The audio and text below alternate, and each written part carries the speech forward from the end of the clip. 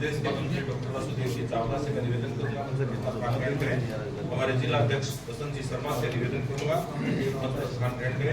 हमारे जिले के लोकसभा चुनाव के संयोजक आदरणीय मंत्री से निवेदन करूंगा स्थान ग्रहण करें। इसी क्रम में SCB आयोग के जो चेयरमैन है आदरणीय राजेंद्र जी नायक उनसे भी निवेदन करूंगा स्थान ग्रहण करें। हमारे जिले के मुख्यमंत्री अभिषेक जी चौटिया से मैं निवेदन करूंगा कि मंच पर अपना स्थान ग्रहण करें।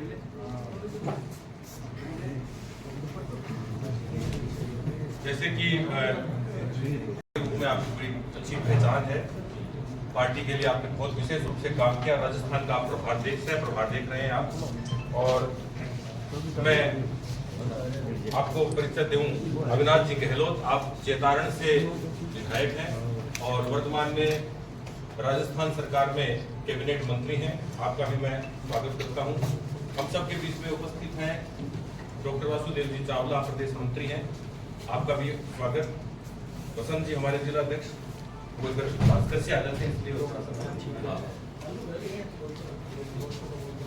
वसंत जी शर्मा जिला अध्यक्ष, हमारे ओम जी भाई साहब यहाँ विराजमान हैं जो चुनाव को देख रहे हैं, संयोजक हैं हमारे जिले के।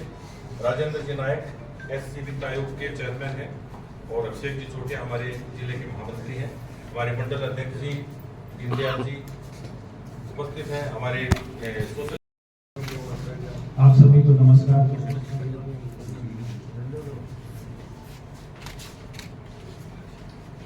ज्यादातर जब राजनीतिक लोगों का परिचय कराते हैं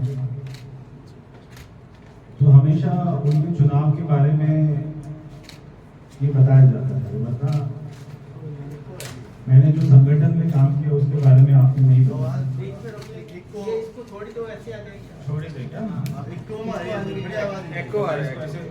इक्को बंद कर दो। हाँ हाँ हाँ हाँ, ठीक है ठीक है। पीछे आ जाओगे तो अच्छी आ जाएगी सबकी। इधर आ जाओ पीछे। हाँ ठीक है। तो जब हमारे बारे में बताया जाता है तो हमको हमारे बारे में बताया जाता है कि मैं 2 बार MP रहा, 1 बार MLA रहा। अगर जो बताने की असली बात है वो ये भी बताना चाहिए कि मैं 2 बार प्रदेश का महामंत्री रहा भारतीय जनता पार्टी का, और 1 बार मैं नेशनल एग्जीक्यूटिव मेंबर रहा। और जब मैंने राजनीतिक जीवन की शुरुआत करी तो मैंने युवा मोर्चा से, विद्यार्थी परिषद से करी, और मैं राजस्थान का युवा मोर्चा का प्रभारी भी रहा। ये मैं इसलिए कह रहा हूँ, और ये हमारे यहाँ की चुरू की राजनीति के संदर्भ में इसलिए जाता है क्योंकि हर व्यक्ति केवल चुनाव लड़ने के लिए ही पार्टी में नहीं आना चाहिए। अगर पार्टी को ये लगता है कि उसको कोई अपने कार्यकर्ता को संगठन में भेजना है, कोई उसकी जिम्मेदारी चेंज करनी है, तो वो भी उसको काम वैसे ही स्वीकार करना चाहिए जैसे वो टिकट को स्वीकार करती है। मैं भी 2 बार सांसद रहा, 6 लाख वोट से जीता। मैं अभी तक 3 चुनाव लड़ा, तीनों चुनाव जीता। मगर उसके बाद में पार्टी ने मेरी जिम्मेदारी को चेंज करके राजस्थान का सह प्रभारी बनाया। तो पार्टियां अपने कार्यकर्ताओं की जिम्मेदारी चेंज करती है। मैं सबसे पहले यही कहता, अपनी बात को यहीं से शुरू करूंगा कि जो यहाँ के कांग्रेस के उम्मीदवार हैं वो कल तक हमारी पार्टी के सांसद थे, मगर जैसे ही पार्टी ने उनकी व्यवस्था को चेंज किया, जिम्मेदारी को चेंज किया, तो उन्होंने अपनी पार्टी को ही चेंज किया। और मैं ये भी कहना चाहता हूँ राहुल जी को कि अगर वो हमारी पार्टी में आज होते तो वो और आगे भी जा सकते, वो इससे कहीं आगे जा सकते। तो मुझे ऐसा लगता है कि उन्होंने पार्टी को चेंज करके गलती करी है, क्योंकि आने वाले 20-25 साल तक हमारी पार्टी की ही सरकार रहने वाली है देश में, इसमें कोई भी दो राय नहीं। आज हमने जिस तरीके से अपने संगठन को मजबूत किया है, आज वो जिस तरीके से सारी दुनिया की सबसे बड़ी पार्टी हमारी पार्टी बन गई है, और सबसे दुनिया के लोकप्रिय नेता हमारी पार्टी में शामिल हैं, हमारी पार्टी के नेता हैं, उनके नाम पर हम लोग चुनाव लड़ते हैं। तो ये सब देखते हुए मुझे इस बात पर पूरा विश्वास है कि आने वाले 20-25 साल कम से कम भारतीय जनता पार्टी ही देश में अपनी सेवा करती रहेगी। तो अभी राजनीति का माहौल काफी गर्म होता जा रहा है क्योंकि चुनाव नजदीक आता जा रहा है। ये हमारा चुरू का लोकसभा का जो हमारा चुनाव है, ये पहले फेज का चुनाव है, 19 तारीख को होगा। और अभी यहाँ पे प्रधानमंत्री जी का भी आना हुआ था और आज भी प्रधानमंत्री जी राजस्थान में आ रहे हैं और पूरे देश में जा रहे हैं और जहाँ पर भी जा रहे हैं वहाँ पे लाखों करोड़ों लोग संख्या में लोग उनको सुनने के लिए, देखने के लिए आते हैं।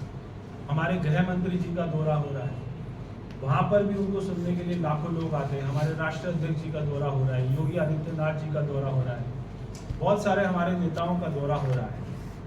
क्योंकि चाहे वो जितना मर्जी बड़ा कोई भी पद पर बैठा है, संवैधानिक पद पर बैठा है, चाहे वो प्रधानमंत्री है, चाहे वो गृह मंत्री है, अगर जब भी चुनाव आता है तो वो एक पार्टी के कार्यकर्ता के रूप में ही काम करते हैं। हम लोग अगर दिन में 12 घंटा 15 घंटा काम करते हैं तो प्रधानमंत्री जी भी 18 घंटे अपना समय निकालकर वो पार्टी के लिए काम करते हैं। तो मैं ये बात आज जो राजस्थान का माहौल को मैं देख रहा हूँ, हम आपस में चर्चा जरूर करते होंगे कि यहाँ पर थोड़ा सा टक्कर है, यहाँ पर ऐसा है, मगर मुझे ये विश्वास है कि चुनाव आते आते 25 की 25 सीटें भारतीय जनता पार्टी भारी बहुमत से जीतेगी। क्योंकि जब कोई भी वोटर वोट डालता है तो वो एक बात को अपने दिमाग में रखता है कि मेरे बच्चों का भविष्य क्या होगा, कि मेरे क्षेत्र का भविष्य क्या होगा, कि मेरे राजस्थान का भविष्य क्या होगा। आज यहाँ पे राजस्थान में हमारी सरकार है तो ऊपर भी हमारी सरकार बन रही है। तो ये जब हमारी दोनों सरकारें मिल जाएंगी एक ही पार्टी की, तो कितना तेजी से काम होने वाला है। मैं एक और बात का यहाँ पे जवाब देना चाहता हूँ, इससे पहले आप मेरे से वो वाला प्रश्न पूछे कि जो यहाँ के कांग्रेस के उम्मीदवार हैं वो बहुत कहते हैं कि मैंने ये काम करवाया, ये काम करवाया, ये काम कराया। वो काम उन्होंने इसलिए करवाया क्योंकि वो काम वो प्रधानमंत्री जी के पास में जाते थे, हमारी सरकार के पास में जाते थे, हमारी पार्टी की सरकार के पास में जाते थे, उनके मंत्रियों के पास में जाते थे और वो अपना सांसद होने के नाते उनको ज़्यादा प्यार करते थे, ज़्यादा लाड करते थे और ज़्यादा फंड उनको मिल जाता था, इसलिए काम हो पाया। अगर वो ये सोचें कि वो राहुल गांधी से कोई काम करवा लेंगे, अगर वो ये सोचे कि कांग्रेस की देश में सरकार बन रही है, तो ये चुरू के साथ में बहुत ज़्यादा अन्याय होगा। ये चुरू की जनता के साथ में, चुरू के विकास के साथ में, चुरू के नौजवानों के साथ में बहुत बड़ा धोखा हो जाएगा।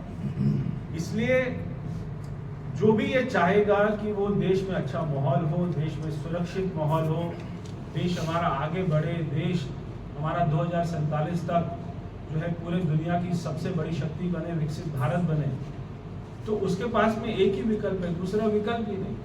उसके पास में एक ही विकल्प है कि कमल का निशान, भारतीय जनता पार्टी। क्योंकि सामने अगर हम देखें चुनाव में आज के दिन में पूरे देश में दो विकल्प हैं, एक है भारतीय जनता पार्टी, दूसरा है ये जो सारे चोर इकट्ठे होकर घमंडिया गठबंधन इन्होंने बना लिया। तो मैं एक दिन सारा टोटल कर रहा था कि जितनी भी पार्टी आरजेडी, कांग्रेस की जितनी भी पार्टियां मिल गई हैं, इन्होंने कुल मिला के अपना भ्रष्टाचार कितना किया है। जब मैंने इनका टोटल किया तो 12 लाख करोड़ का भ्रष्टाचार, 12 लाख करोड़ का घोटाला है। क्या मुझे कोई बता सकता है कि पिछले 8-9 सालों में, 10 सालों में 1 रुपए का भी भ्रष्टाचार मोदी सरकार के यहाँ पर आया? पहले यही कांग्रेस के लोगों ने हमारे ऊपर में, रफाल के ऊपर में ये अपना बहुत सारे आरोप लगाए कि रफाल में घोटाला हुआ है, और वो सुप्रीम कोर्ट भी गए। सुप्रीम कोर्ट में भी उनको मुंह की खानी पड़ी। उसके बाद में जब वो हथियार नहीं चला तब वो आ गए ईडी सीबीआई को लेकर, क्योंकि वो सारे जो सारी भ्रष्ट पार्टियां थी, सारे भ्रष्ट नेता थे, आज वो एक हो गए। अब जब सारे भ्रष्ट एक हो गए तो ईडी सीबीआई को बनाया क्यों गया? क्या ईडी सीबीआई एजेंसी को हमने बनाया, हमारी सरकार ने बनाया, हमारी पार्टी ने बनाया, मोदी जी ने बनाया? नहीं, ये तो पहले से संस्था चली आती है। और इनको बनाया इसीलिए कि अगर कोई भ्रष्टाचार करेगा, अगर कोई घोटाला करेगा तो उसको पकड़ने का काम इनका है। वाले अपोजिशन वाले 12 लाख करोड़ का घोटाला करेंगे और ईडी सीबीआई को हम क्या बोले कि तुमने कोई कार्रवाई नहीं करनी क्योंकि चुनाव आ रहा है। ऐसा नहीं बोल सकते भाई। तो अगर किसी ने भ्रष्टाचार किया है, घोटाला किया है, तो उनका काम है ईडी सीबीआई उनको पकड़ेगी, उनको जेल में डालेगी। और हमारे देश में कोर्ट है, हमारे देश में संविधान चलता है, हमारे देश में लोकतंत्र चलता है। अगर किसी को भी लगता है उसने भ्रष्टाचार नहीं किया और उसको गलत तरीके से पकड़ा गया तो वो कोर्ट जा सकता है। कोर्ट ये बात को कोर्ट तय करेगा कि वो निर्दोष है या दोषी है, कि उसको जेल में डालना चाहिए या नहीं डालना चाहिए। ये हम नहीं तय करते। हमारे पास में सबूत होते हैं तो हमारी एजेंसी उनको पकड़ती है, उनको जेल में डालती है। कोर्ट ये तय करता है कि सबूत ठीक है या नहीं। तो या तो अपोजिशन पार्टी को कोर्ट के ऊपर में विश्वास नहीं है, या केवल वो कोर्ट के उसी आदेश को मानते हैं जो उनके फेवर में आता है। अगर उनके अगेंस्ट में आता तो वो कोई आदेश को मानने से इनकार करते हैं। कोई भी उनका नेता, जितनी भी घमंडी अलायंस के नेता है, अगर आप एक एक अलायंस के उनके पार्टनर की बात करें तो कोई किसी के घर में 300 कितना मिला 351 करोड़ रुपए कैश मिलता है, और जो है किसी के घर में 50 करोड़ रुपए कैश मिलता है। कोई कहता है कि सनातन धर्म तो डेंगू मलेरिया है, कोई किसी ने चारा घोटाले में पैसा खा लिया, कोई कहता है कि आपकी बेटियां कोई अगर उनकी इज्जत लूटता है तो उनको घर से बाहर नहीं निकलना चाहिए। ऐसे ऐसे लोगों का घमंडी अलायंस बना हुआ है, क्योंकि पिछले 10 साल से सारे लोग बेरोजगार घूम रहे हैं। इसलिए मैं कहना चाहता हूं कि जो हमारा 400 सीट का नारा है, और मैं आपके प्रश्न से पहले ये भी आपको जवाब देता हूँ कि एक बहुत ही अपोजिशन ने अफवाह एक जो है फैला रखी है कि 400 सीट आएंगी तो संविधान बदलेगा। ये सारी बेतुकी बातें हैं। जब इनका ईवीएम नहीं चला, जब इनका ईडी नहीं चला, जब इनका राफेल का घोटाला नहीं चला, जब सीबीआई का कोई बात नहीं चली, तो अब ये लेके आए हैं कि आरक्षण चेंज कर रहे हैं। अभी प्रधानमंत्री जी ने स्पष्ट किया है, और प्रधानमंत्री जी की गारंटी दुनिया की सबसे बड़ी गारंटी है कि वो जो कहेंगे उसको पूरा होना ही है। और हमारी भी गारंटी है कि जो प्रधानमंत्री ने कहा वो हमारी भी गारंटी है कि उसको वो पूरा होके ही रहेगा। प्रधानमंत्री जी ने मध्य प्रदेश में कहा कि जो बाबा साहब अम्बेडकर जी ने संविधान बनाया है उसको बदला किसी भी कीमत पर नहीं जाएगा, चाहे हमारी 400 सीट आए चाहे 500 सीट आए। इसलिए अपोजिशन ने ये जो सारे ऐसी समाज में, सारे अनुसूचित समाज में एक भ्रम फैला दिया है, क्योंकि उनको मालूम है वो चुनाव हार है और 25 की 25 सीटें भारतीय जनता पार्टी जीतेगी, चाहे कोई सट्टा बाजार कुछ कहता हो। ये सट्टा बाजार तब भी फेल हो गया था जब अभी मध्य प्रदेश का चुनाव था, ये सट्टा बाजार तब भी फेल हो गया था हमने छत्तीसगढ़ का चुनाव किया। ये सट्टा बाजार हमेशा ठीक बोलता है ऐसा नहीं, ये सट्टा बाजार तो लोगों का पैसा खाने का काम करता है, लोगों को गुमराह करने का काम करता है कि उल्टा सीधा फिगर दें और लोग उल्टी सीधी फिगर पे बैट लगाएं और ये पैसा खाएं। तो इसलिए मैं सभी से कहना चाहता हूँ, मेरे सारे अपना हाथ जो हमारे प्रेस के मित्र आए हैं उनसे कहना चाहता हूँ कि राजस्थान में 25 की 25 सीटें भारतीय जनता पार्टी जीतने जा रही है और अच्छे खासे भारी बहुमत से जीत रही है। अगर यहाँ से चूरू से भारतीय जनता पार्टी पिछली बार 3 लाख से जीती, कितने लाख से? 3 लाख से जीती, तो इस बार 4 लाख से जीती, क्योंकि हमने पिछले 10 सालों में कोई भी भ्रष्टाचार नहीं किया। हमने 10 सालों में जो अपना धारा 370 वोट आने का काम किया, हमने अपने जितने वायदे थे, जो भी मोदी की गारंटी थी, उस सारे वायदों को भारतीय जनता पार्टी की सरकार ने पूरा किया। इसलिए लोगों को ये विश्वास है कि मोदी जी ने एक बार जो बोल दिया उसको पूरा होना ही। वो बता दीजिए चैनल अखबार जी, हम लोग जो सोशल मीडिया हमारा जो फेसबुक पे सर, भाजपा प्रत्याशी का चुनाव में एक वीडियो वायरल हो रहा है कि तस्करी वाला, तो कौन सा? जो राठौड़ साहब ने एक चुनावी नुक्कड़ सभा में कहा था कि तस्करी अगर आपको करनी है, तस्करी करनी है तो भाजपा को वोट देना पड़ेगा, नहीं तो 5 महीने बाद आप देख लेना। कोई ऐसा क्या हुआ मैंने सुना? ये तो आप हमसे पूछ लो, पसंद से पूछ लो, जिला अध्यक्ष से, तो उसका जवाब किसी से नहीं, ये आपको राठौर जी से पूछना चाहिए कि अगर उन्होंने ऐसी बात बोली तो उन्हीं वही अपना स्पष्टीकरण देंगे कि क्या बात पे बोली थी, कौन से रेफरेंस में बोला। ये राहुल जी ने त्यागपत्र दिया था या अपने पार्टी से निष्कासित किया था उनको, क्या हुआ? स्वीकार हुआ कि नहीं हुआ? किसकी बात कर रहे हैं? राहुल गांधी की? राहुल कस्बा की त्याग पत्र दिया था, ये दो राहुल हो गए। उनको निष्कासित किया था। देखिए क्या होता है कि जब भी सूची आती है उससे थोड़ा समय पहले अगर किसी मौजूदा सांसद को बदला जाता है तो उसको पहले इन्फॉर्म कर दिया जाता है कि आपको इस बार मौका नहीं दे रहे, आपको कोई और जिम्मेदारी देंगे। जैसे ही पता लगा तो मुझको लगता है राहुल जी से अपना कांग्रेस के लोगों ने संपर्क किया होगा या राहुल जी ने कांग्रेस के लोगों से संपर्क किया होगा, वहाँ पर उनकी बात हो गई होगी, इसलिए उन्होंने वहाँ पर अपना जाना ठीक समझा, क्योंकि उनको लगता था कि उनको चुनाव लड़ना ही है और चुनाव नहीं लड़ेंगे तो सारी राजनीति खत्म हो जाती है। मैं ऐसा नहीं मानता हूँ। मैं समझता हूँ कि अगर भगवान ने हमारे लिए कोई और रास्ता ढूंढा हुआ है, अगर हमारी तकदीर में कुछ और लिखा हुआ है, तो हो सकता है कि राहुल कासवां जी को भारतीय जनता पार्टी इससे बड़ी जिम्मेदारी देती। मैं भी, आपको मालूम है कि मैं भी चुनाव नहीं लड़ रहा हूँ, मैं भी 2 बार सांसद रहा। आज अगर मैं चुनाव लड़ता तो मैं पश्चिमी दिल्ली में घूमता। आज पार्टी ने मुझे पूरे राजस्थान में घुमा है, तो कल को मुझे हो सकता है उत्तर प्रदेश घुमाए, कल को हो सकता है हरियाणा घुमाए। तो मेरे को इतनी बड़ी अपॉर्चुनिटी मिली है पूरे देश में जाने के लिए, पूरे देश का पार्टी का प्रचार करने के लिए, संगठन को समझने के लिए, कार्यकर्ताओं से मिलने के लिए कि हर राज्य में संगठन हमारा कैसा है, कितनी बुनियादी हमारी बुनियाद है कितनी मजबूत है। तो ये जो अपना सीखना समझना, ये भी संगठन में बहुत बड़ी उपलब्धि रहती है। मैं तो बिल्कुल संगठन का आदमी हूँ। तो राहुल जी अगर संगठन में राम रहते, सिंह जी, कमला जी भी सदस्य थे बीजेपी के, कार्य समिति में भी थे। हाँ। क्या उनका कोई त्याग पत्र हुआ? मेरे को जानकारी नहीं। अगर उन्होंने त्याग पत्र दिया होगा तो जरूर उनका स्वीकार कर लिया होगा, क्योंकि कार्य उनका- समिति में है क्या वो? नहीं, मैं आपको बता देता हूँ। देखिए, अगर उनका पुत्र चुनाव लड़ रहा है और वो अपने पुत्र का चुनाव का प्रचार कर रहे हैं, इसका मतलब वो हमारी पार्टी में नहीं है।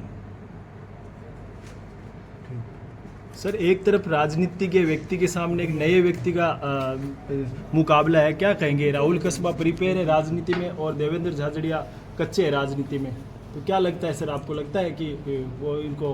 मैं समझता हूँ कि राहुल कासवां और ये देवेंद्र जी का मामला नहीं है। ये तो जो यहाँ की चुरू की जनता है वो राजनीति में बहुत ज़्यादा समझदार है और वो पूरी तरीके से परिपक्व है।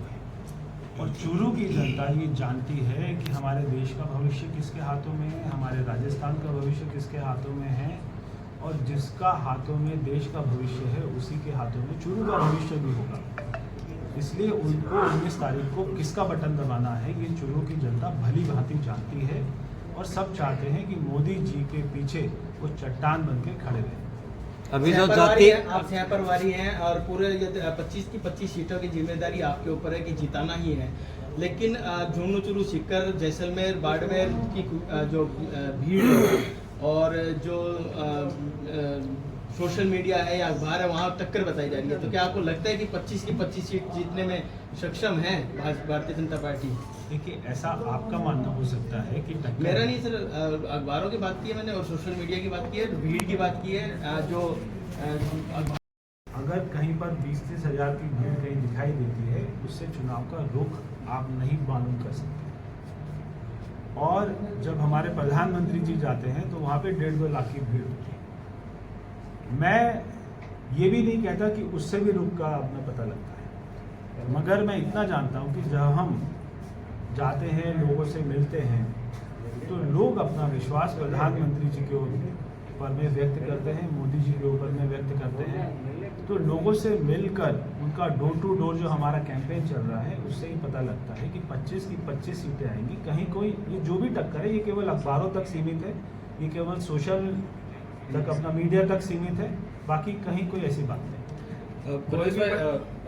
कोई भी प्रत्याशी राहुल गांधी का नाम लेते हुए या तो खौफ खा रहा है या डर रहा है कि प्रधानमंत्री के नाम पे लड़ा जाए चुनाव। हम तो खुद ही मिस कर रहे हैं राहुल गांधी जी को, राजस्थान में आने रहे, उनको आना चाहिए। और ये जो सारी सीटों का आपने नाम बताया उन पर जा जाकर बड़ी रैलियाँ करनी चाहिए, क्योंकि हमारा आधा काम तो वही कर देते हैं। सर, आपने भी कहा और राहुल कस्बा जी भी एक ये आरोप लगा रहे हैं कि पार्टी के अंदर जो संगठन में जिस आदमी ने काम नहीं किया, चूरू में भाजपा ने उसको टिकट दी जो भाजपा का सदस्य भी नहीं था, इसके बारे में? देखिए, ऐसा केवल एक जगह नहीं हुआ। अगर किसी ने पार्टी का काम नहीं किया तो उसने देश का तो नाम किया। अगर उसने देश का नाम किया तो वही हमारे पार्टी का नाम भी होता है। जो देश के लिए काम करेगा, हमारी पार्टी हमेशा उसको मानती है कि देश हमारा वो सबसे ऊपर है, उसके बाद में पार्टी। तो देश के लिए अगर कोई मर मिटेगा, देश के लिए अपनी कोई जवानी को खपा देगा, देश के लिए कोई गोल्ड मेडल लेके आएगा, पूरी दुनिया में हमारा तिरंगा झंडा फहराएगा, तो उसका स्थान हमारे लिए बहुत ऊंचा है। रमेश भाई, हम लोग पैरालंपिक कमेटी से हैं और मैं वेस्ट दिल्ली से आता हूं, जो आपकी कॉन्स्टिट्यूंसी भी रही है। देवेंद्र को हम बहुत 10 सालों से जानते हैं, इसीलिए दिल्ली से सारे लोग आए हैं। वो नहीं, मीडिया वाले नहीं, आपका क्वेश्चन नहीं, अभी सर, केवल मीडिया हम वाले। पीसीआई की तरफ से देवेंद्र की पर्सनैलिटी के बारे में आपसे जानना चाह रहे हैं कि आपकी जो मुलाकात हुई चूरू की, क्या जनता उन पर किस तरीके से भरोसा कर सकती? मैं एक बात जानता हूँ कि जो भी स्पोर्ट्समैन होता है वो बहुत ही ईमानदार होता है, और कोई ऐसा बात का मुझे बहुत ही मेरे अंदर में विश्वास है। सर, एक तो जो चूरू लोकसभा क्षेत्र की विशेष बात है कि लोगों के अंदर ये चर्चा है कि जो जातीय समीकरण है वो पूरे चुनाव को प्रभावित करेंगे। आपकी क्या राय है? देखिए, मैं आपको वही कह रहा हूँ, ये इलेक्शन कोई जाति बिरादरी का है ही नहीं। जब मैं आया था राजस्थान में, मैंने देखा था यहाँ पे बहुत सारा जाति बिरादरी चलता है, और पूरे देश में ही ऐसा कहीं ना कहीं पे अधिक मात्रा में चलता है, कहीं पर अपना कम मात्रा में चलता है। जहाँ पे गांव ज़्यादा होते हैं वहाँ पे ज़्यादा चलता है, जहाँ पे शहर ज़्यादा होते हैं वहाँ पे नहीं चलता है। मगर ये जो लोकसभा चुनाव है, ये बिल्कुल ही अलग ही लीग है। लोग इसके बारे में केवल इतना सोचते हैं कि हमारे देश का प्रधानमंत्री कौन होना चाहिए, उसके बारे में विकल्प क्या है, मोदी जी के सामने विकल्प क्या है, विकल्प कोई है ही नहीं। इसलिए ये चुनाव में जाति बिरादरी के ऊपर में वोट नहीं डाला जाता। इस चुनाव में देश की एकता के लिए, देश की मजबूती के लिए, भ्रष्टाचार को खत्म करने के लिए, ये सारे विषयों पर जो हमारे नेशनल इशू हैं उनके ऊपर में वोट डाला जाता है। सर, हाल ही में जो आचार्य प्रमोद कृष्णम है, उन्होंने ये कहा है कि जो सीताराम केसरी है उनका जो अपमान हुआ था उसका कनेक्शन है वो 10 जनपद से है। 10 जनपद से कौन है प्रमोद कृष्ण? कांग्रेस का है। मैं नहीं जानता। ठीक है, चलो।